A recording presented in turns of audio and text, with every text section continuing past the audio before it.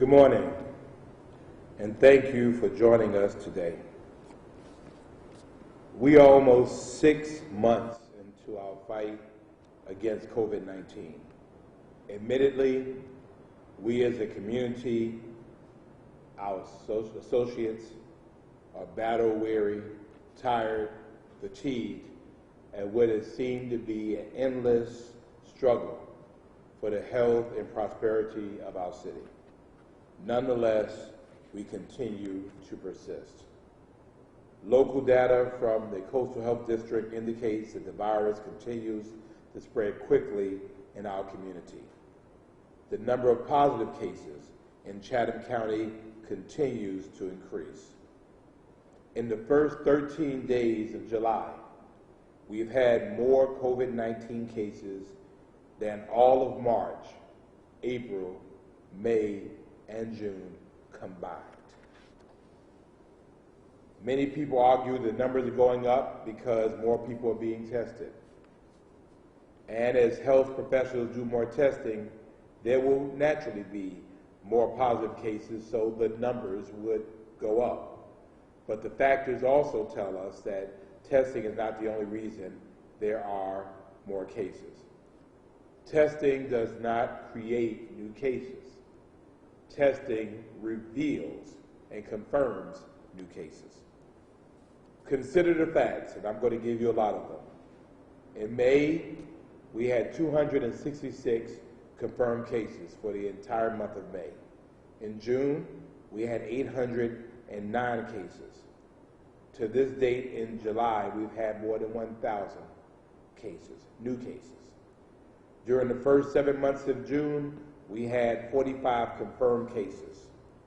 During the first 7 days of July, we've had 636 cases.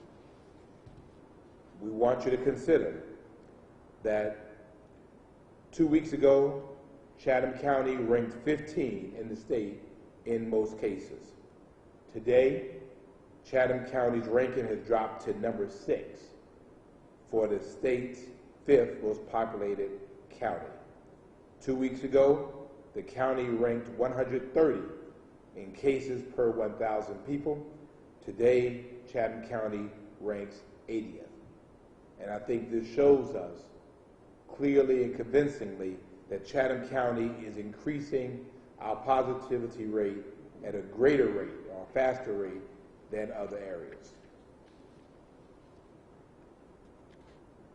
Yesterday, the month of July surpassed all of Chatham County's cases in March, April, May, and June, and we still have 17 days left in this month.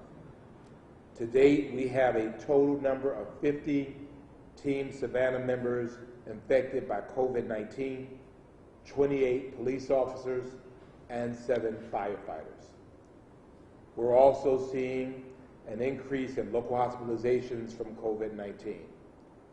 Presently, there are more than 120 people in Chatham County hospitals with the COVID-19 virus. Higher hospitalization numbers tell us that more illness is present in our community, albeit somewhat milder than the earlier variety, but it is still here. High COVID hospitalizations stress our healthcare systems and our healthcare heroes.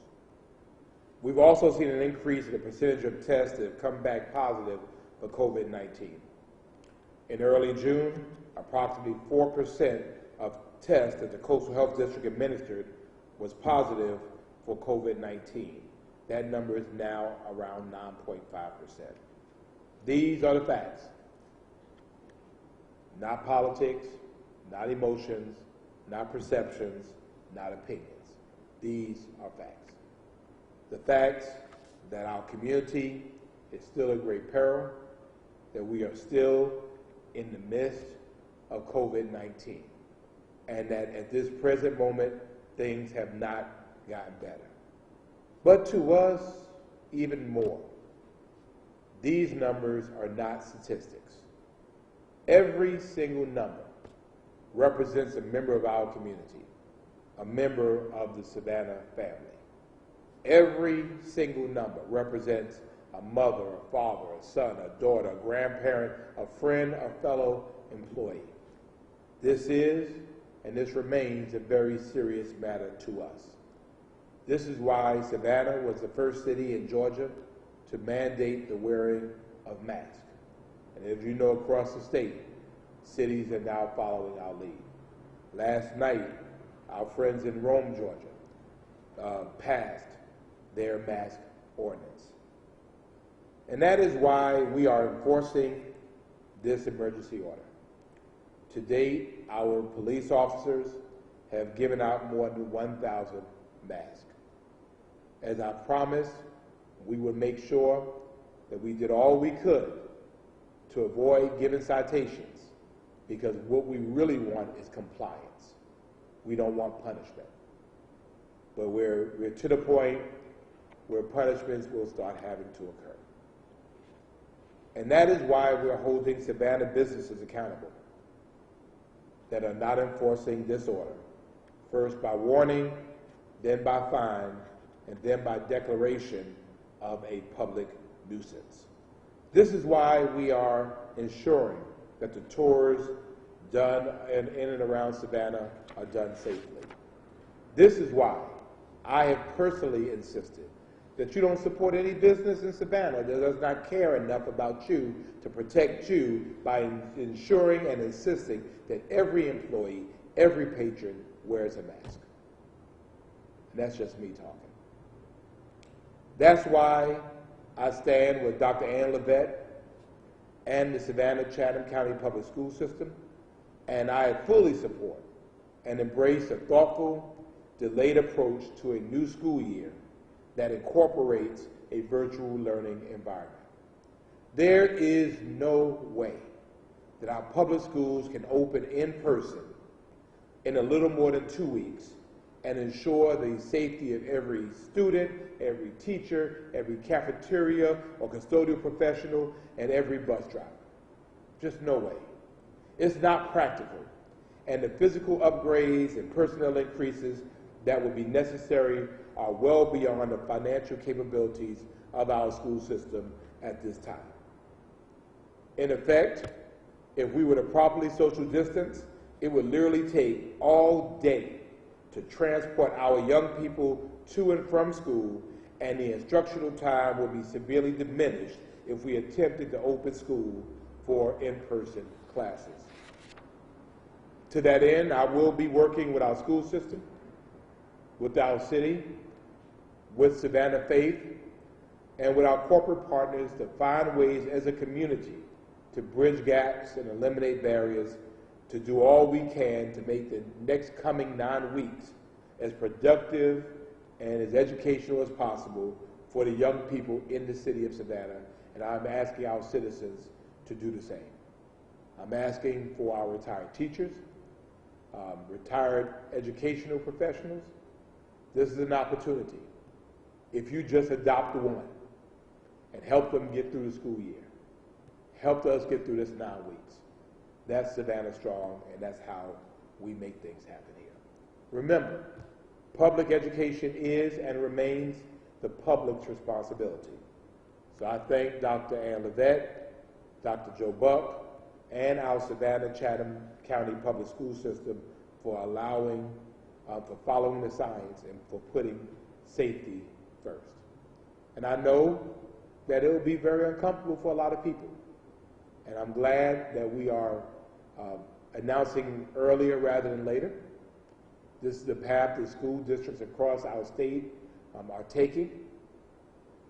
And so parents and those, we have now several weeks to be able to find alternate ways to ensure that our young people are taken care of.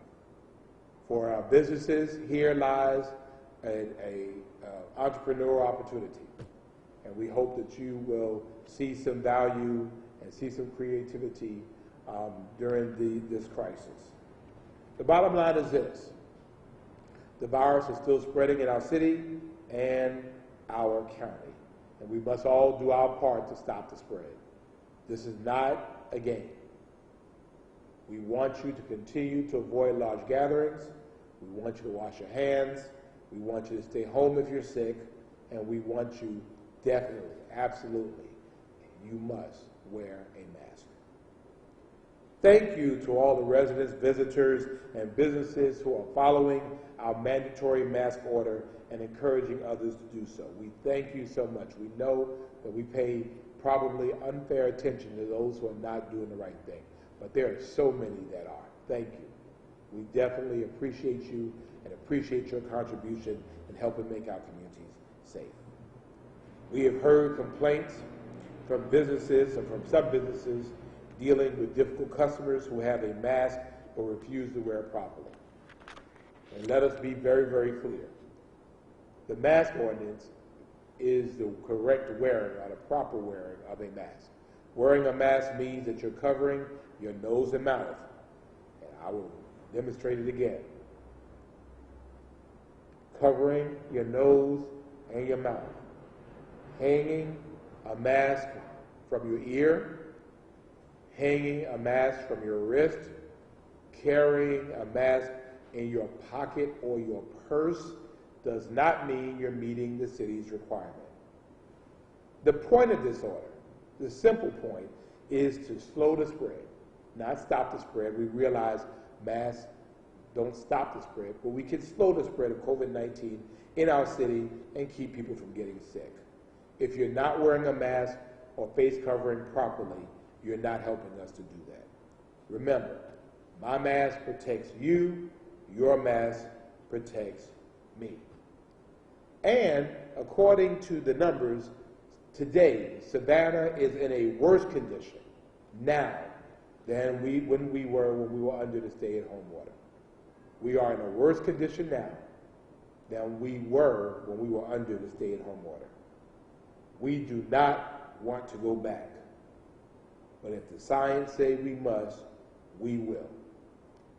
And if everything gets shut down again, everyone loses. Can we really afford another shutdown? And so for those businesses and for those who want to challenge the wisdom in wearing masks, we're seeing across the country what the alternative is. We're seeing it happen in California. We're seeing it happening in Texas. What happens if we shut down again? Does that really prove your point? In the words of Forrest Gump, that's all I got to say about that. In city news, the Savannah City Council will take our most significant steps to date on our most important endeavor of our administration, hiring a city manager. Today, Mr. Monahan has not changed his mind, so we are continuing to move forward in this process. Right? Okay. We will soon begin discussing specific candidates and embarking upon meeting and interviewing some candidates. This is a highly confidential and sensitive process that must be conducted professionally. My comments about this process will be limited, and I will keep you advised as the law prescribes. And we also have a newly redesigned city website. We want you to check out the new savannahga.gov. It's awesome, it's great, it's phenomenal, it's easy to navigate, it's mobile friendly, so you can find what you need to find quickly, easily, no matter where you are. So go check it out, savannahga.gov. Our Savannah Police Department, partnering with our community, continues to work to make our city safer. Data from our Savannah Police Department shows decreasing violent crime, property crime, and Part 1 crime in our city compared to last year. And again, as a reminder, Part 1 crimes are what we call the deadly sins: murder, manslaughter, sex offenses, robbery, aggravated assault, burglary, motor vehicle theft, and arson. As of July the 4th, there's been a 7% reduction in violent crime, a 22% reduction in property crime, and a 20% reduction in Part 1 crime. It's a start. We can do better. We resolve to do better. but this is a start. And additionally, as many of you know of the city's efforts to fight blight on the west side, specifically my former district, District 1, and the homes that we had demolished and rebuilt on Cumming Street. I'm so excited to say that the first family moved into the first completed house about 2 weeks ago. This first-time home buyer says that their dream has become a reality, and they cannot wait to see the other positive changes the city has planned for the area. This is what this is all about. Affordable new homes, new families, and breathing new life into streets and sidewalks and communities that were once left for dead.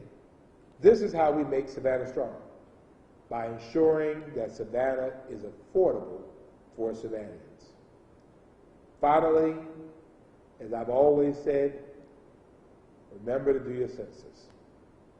Census, my2020census.gov, we have to surpass. I had a meeting yesterday with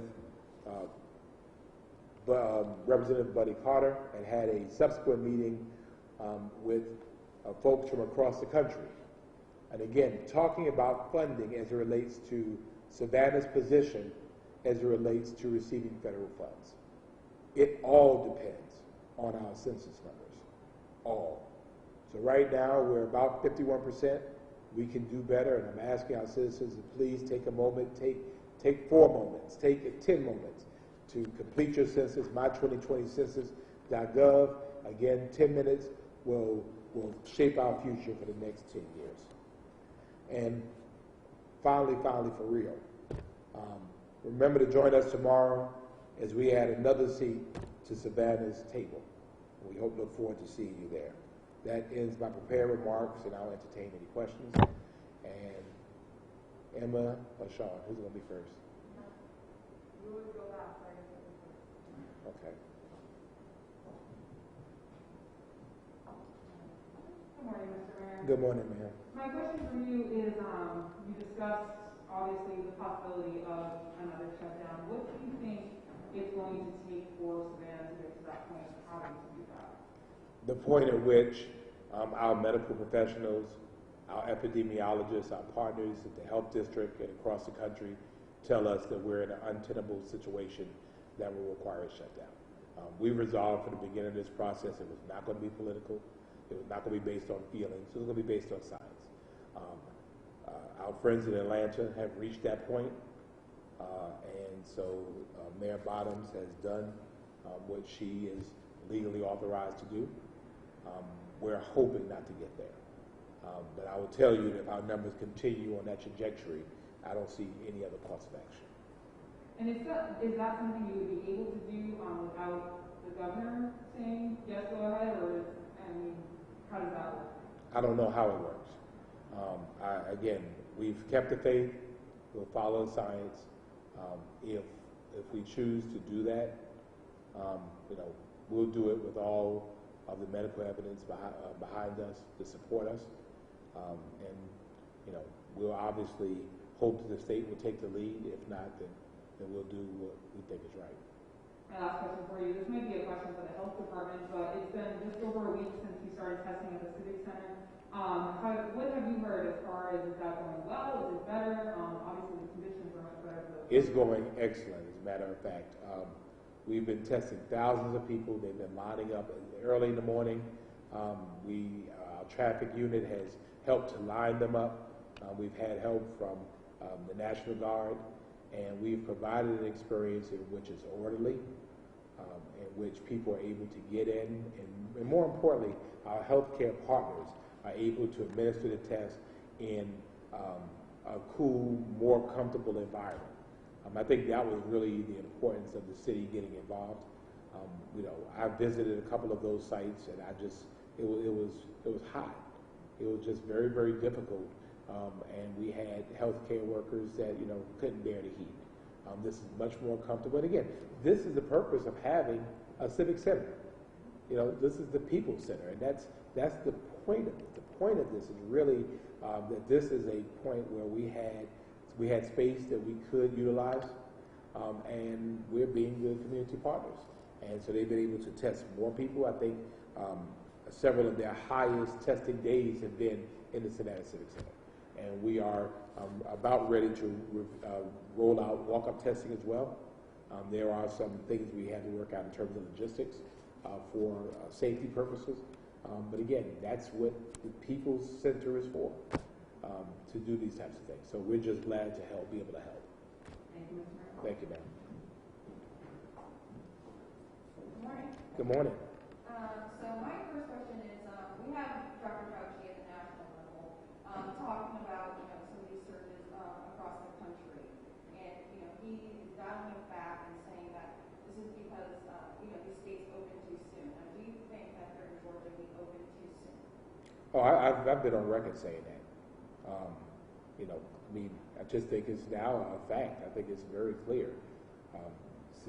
Georgia opened up April 24th and April 27th. We had a stay-at-home order that expired the following week. We clearly were on we had not checked any of the boxes for a gradual reopening. I think it's obvious to everyone we opened too early. And Georgia wasn't the only state that opened too early. But it's really interesting when you look at the states now that are dialing back. The states are now considered the hot spots, are also the states that made it a point to open early. And so again, it was my understanding, or would have been my hope, that we would have waited at least until June to be able to do so. Again, that was not within my authority. The state opened up, and we're feeling some of those effects now. When it comes to the mask mandate, from what I've observed from the outside, it seems like things become more lax as the night goes on, and especially, I guess, in bar scenes and things like that. So have there been any citations at this point, and what does that enforcement process look like? I'm not familiar with any citations at this point. I am familiar with over 1,000 masks being given away. I think that, part of our issue is to be very clear. When people see a police officer, they put the mask on. When the officer leaves, some people take them off, which is why it's so important for us to have the business buy-in to help us with that process. Police can only enforce what they see. I do not expect one of our officers is riding down the street, see somebody without a mask on, they turn on the lights and jump out the car, put a mask on. I don't expect that. But we really have to do this as a community. And bars, clubs, and restaurants, they have some choices in this. They can decide, and I see some people, the city says we have to do it, but you really don't have to do it. Well, if we get to the point where we close, we'll all be doing it. And again, as you notice, bars and clubs close first. And so I think it's a question whether they want to be proactive or they want to suffer the consequences of their being lackadaisical about the process. Good morning, ma'am. So you mentioned, these new punishments for businesses that don't enforce the mask mandate. Is that something that you've been seeing a lot as far as businesses not enforcing it or people? There is some. We receive, and I receive, complaints. As a matter of fact, I'm calling some corporate offices today. I've sent some folks copies of it because, it might be, and what I'm hearing is corporate office, we support it. And they're saying, we'll talk with our district manager, our local manager. I've walked into some stores. This is real. And we expect that the ordinance is going to be followed. And I think for businesses, the standard is higher because that's where people congregate. And we know it's within businesses where we have a more rapid spread. So, we'll warn you once. We'll write you a citation, and ultimately, you'll be declared a nuisance to this community, and you'll be shut down. Are those punishments starting today? Last week. Okay. And as far as patrolling, are police officers going around, or are they just going if they hear complaints of a business not? A mixture of both. We want our police officers to address it if they see it. Again, that's over 1,000 interactions. If we took that component out, that would have been over 1,000 citations. So again, our goal here is not to make money. Our goal is not to be punitive. We just want people to wear the doggone mask. Wear the mask, wear it correctly, wear it where you're supposed to wear it. I mean, I can't think it's any, we can make it any easier than that.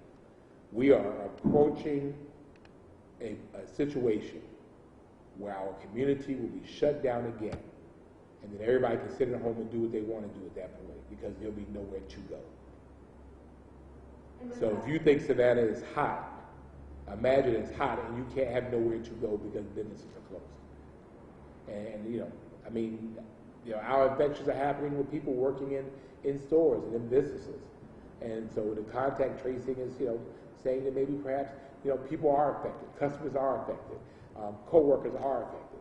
So, I mean, for us, this is serious. This is how it spreads. And we've taken even those protocols here at City Hall. With that, I know a couple of other local municipalities near us, in their mask mandates, have required businesses to post signs outside of their businesses. They're not doing that here, correct? I believe we have not as of yet, but we might have to make that available. If that makes things if that makes it easier for people to comply, then let's do it. We can figure out a way to make that happen. Anybody else have any questions? All right. Sean, go ahead. Go ahead, Sean. No, I mean, go ahead. All right. Thank you, Mr. Mayor.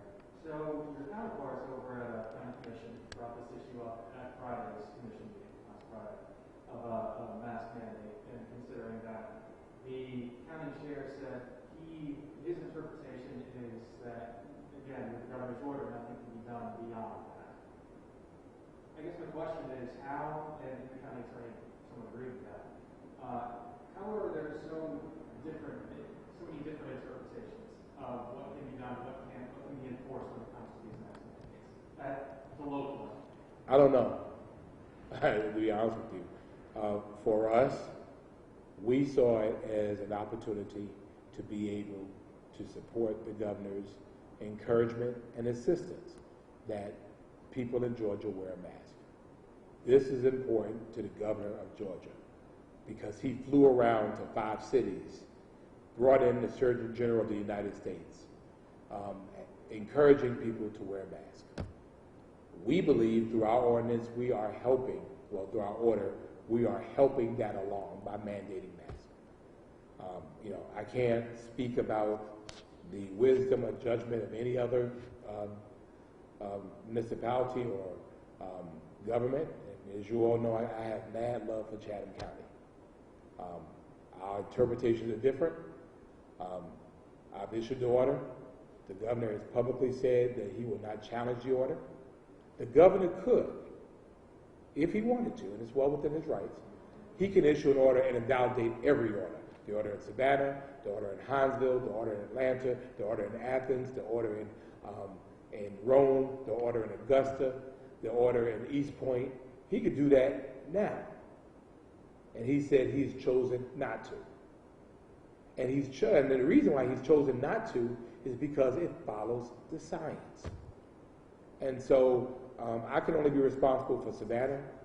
I would love it. I think it would be great if ultimately the entire of Chatham County, inclusive of her municipalities, would all be the first county in Georgia to do it consistently. But in the end, I'm not responsible for them. I'm responsible for the folks right here in Savannah. And in Savannah, we're going to do the right thing.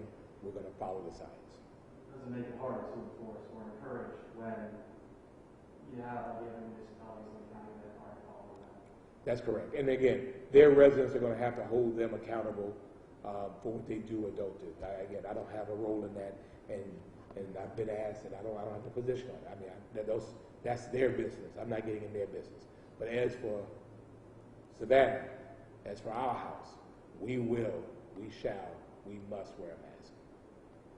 And last thing for me, you mentioned getting on board with the school system. Yes. You have the community partners to come together in this next 9 weeks to help kids as they enter that e-learning process to Yes. get through it. What's that effort going to look like? We're going to be reaching out to, you mentioned retired teachers as a possible resource, but we could be looking at other task force with this, bringing all those groups together. Well, actually, again, our role in this is to help. This is not within our bailiwick. We're not responsible for public education, although it is our responsibility. Dr. Levette and I met yesterday with members of Savannah Faith. And as you right remember, this is faith leaders from all of our community.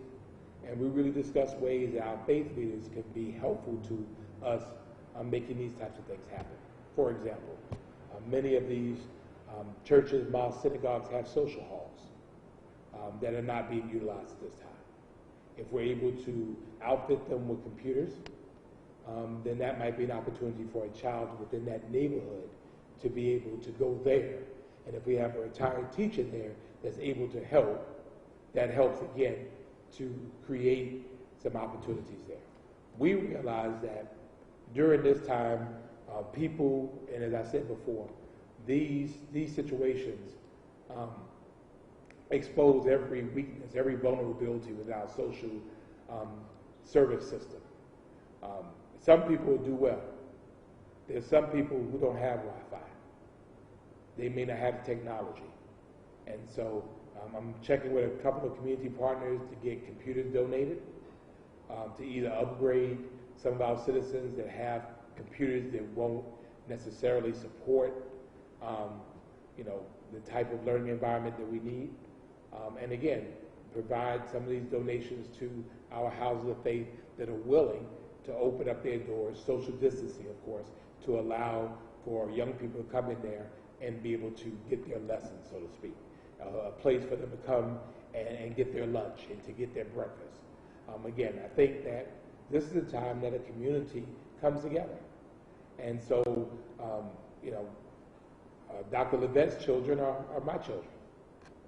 And so we have a responsibility to do all that we can. And as I've told you, the city's intention under my service here will be to be a good community partner. And this time we will be a good community partner. We've done it to the health department. We're going to help with the school system. We're not going to let them go out on that alone. And I think it's important, and I'm just going to add to it, is that, people are upset. And I mean, I get it. I mean, I don't have, as they say, chick nor child. But I get it that it really is inconvenient. It's really hard. It's really, I have to work what I do with my young people. I mean, it's really difficult. But on the other end, we know children are not as susceptible to the virus as adults are. But you think about it. We have 38,000 young people in our public school system. That's 38,000 super spreaders, potentially. 38,000 chances to be able to infect their parents, their grandparents, their aunts, and their uncles. 38,000 chances to infect teachers, custodians, food service workers, bus drivers. 38,000. And so, if we don't contain it now, I would hate to have a situation where we open the schools. Half the kids are not there because their parents don't think it's safe. Then we get into a situation in which we have to close the schools for an indefinite period of time. I think we can survive for 9 weeks, and if our condition gets better, I would certainly welcome and support reopening the schools as soon as it's safe to do so. Fortunately for us, Dr. Levette, Dr. Buck, and myself, we're following the same signs. I'm not afraid of anything. One more than No, you go for it. I mean, all right, no. that's why we give you the last. The question here is, actually, note is that you're going to be taking part in a press conference with Stacey Abrams on how the president's going to handle the pandemic. Is that correct? I've understood I am. Okay. I don't know details yet, but yes. Okay, what are your thoughts? Can you give us a preview of what you're talking about or what your opinion is on the president's handling? On the president's handling of the pandemic? I think we could have done better. think, understandably, again, I've said before, that we are in a very new phase. We've never been through this in our lifetimes. But I think that one thing is absolutely clear. Whatever it is, our federal government, our state government, our county governments, and our municipal governments have to speak in one voice. And I think the problem we've had in this country is that we have not been speaking in one voice. And so the citizens that we're entrusted to protect are confused because we are confused. You have the federal government saying one thing. You have the states saying something different. You have some counties saying some other things. And you have city governments saying other things. It's been confusing to me. It would have been nice to have a federal declaration with very clear guidelines that states would adopt, that cities could adopt, that we're all moving in the same direction. The reason why Florida, for example, has had more cases than any other country was because, again, at one point they opened quickly. And so for us, I think the lesson from this is that we have to resolve that there are some things, many things, that are above politics. Coronavirus does not care if you're Democrat or Republican, does not care if you're a Libertarian, a member of the Green Party. It does not care that you're black, white, Asian, or Hispanic, if you're male, you're female, if you're young, or if you're more seasoned. This was something that was a public safety, a public health crisis, and we handled it. And when I say we in terms of people who are elected to serve, handled it as a political opportunity. And it should never be like that. And that's the unfortunate part.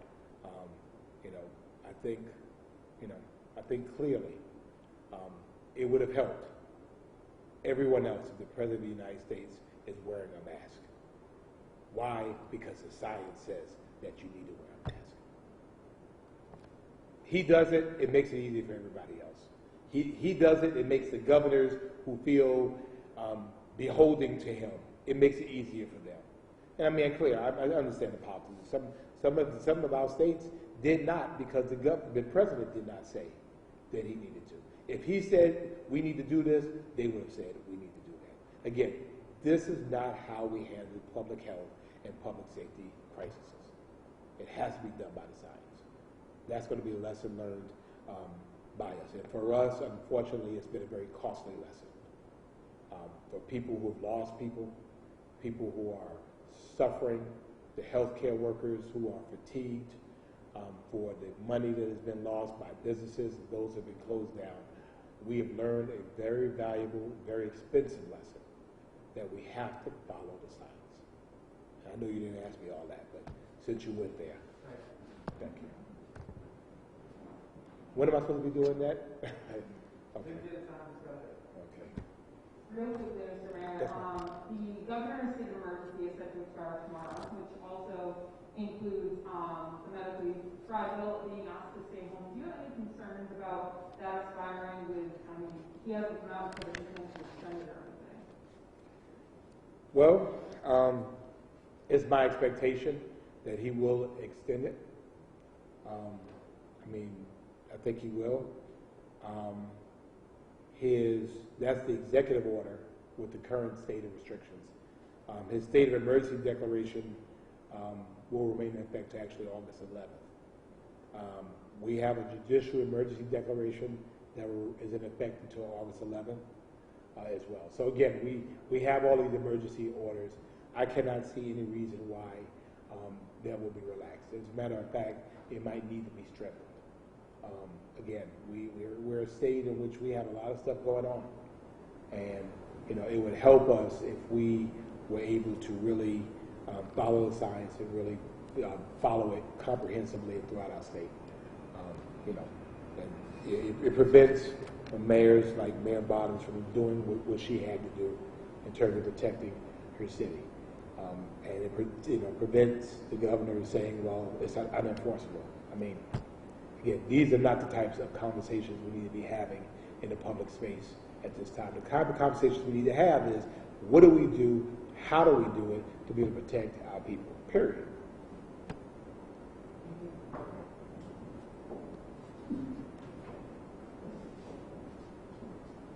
Give her the mic. Oh, wait, Meg. Ask a question. Well, you had already kind of addressed a few of the questions that I was going to ask, because I know with schools closing, this is a big problem for parents who then have to go about their days Right. and their work days. So on top of what you had already said, what advice do you have for parents with going about their days and trying to accomplish what they need to and trying to educate their children in the proper way, making sure that they do get all the information that they need? Right. Plan. Do not wait till the last minute to be able to find options for your young people. There are opportunities here. Again, we're going to create some opportunities. The school system, as I understand it, will provide sessions to help our young people, help our parents to be able to support the learning and experience of our young people. Parent University, which is an outstanding program in our community, is going to be doing things to help empower parents during this time. Hopefully we'll create as a community a set of resources to make sure people know what's available. Again, I just think it's important, it's incumbent upon our parents to not wait till the last minute. There's not going to be a magic wand that this is going to change between now and August. So since we know it's going to happen, go ahead and make those plans right now. Thank you. Thank you. Anything else? Well, again, we appreciate you all for coming out. We look forward to seeing you tomorrow. I know that tough times do not last. Tough people do. And although we might be weary, we might be worn, we're going to keep the faith. We're going to follow science. Coronavirus did not know who it was messing with when it started messing with the city of Savannah. We are resilient. We are strong. We have 287 years of experience. And we have been bloodied, we've been beaten, we've been knocked down, but we've never been knocked out. And I mean, if coronavirus is going to knock us out. God bless. May God bless Savannah.